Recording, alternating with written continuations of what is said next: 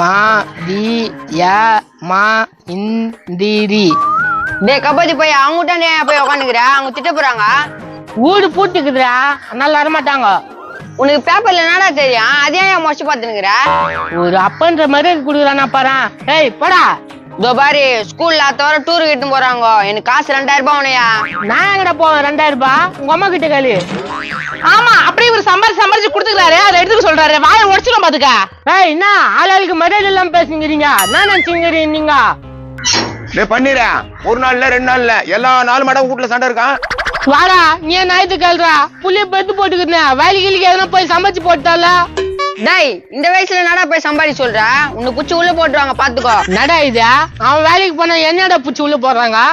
18 வயசுக்கு கம்மியா இருக்கிறவங்க வேலைக்கு போனா உனக்கா புடிச்சு உள்ள போடுவாங்க. ஐயா, இதுக்குன்னு வேலைக்கு போனோம் போலுக்குதா. ஏய் நீ ஏது வேலைக்கு போயாண்டியா? நான் வேலைக்கு போகாம என்ன தின்னுட்டு இருக்கிறேன்?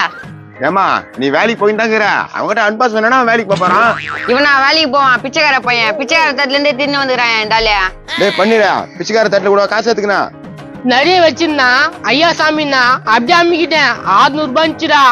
ஆனா அந்த உலகத்திலேயே பிச்சைக்கார தட்டுல இருந்து காசு எடுத்து நீ ஒருத்தனா தானே இப்ப. சரி அதெல்லாம் விடுறா, ஒரு 10,000 ரூபாய் கடன் கூட. என்னதுக்கா குண்டு ஏப்ப ஒருத்துக்கா? போடா வேற வேலையை பாடுறா. யோ, அடுத்த வாரம் எனக்கு 2000 ரூபாய் தரலன்னு வச்சுக்க, உனக்கு தலைகாணி வச்சு தாய்த்து தாயா.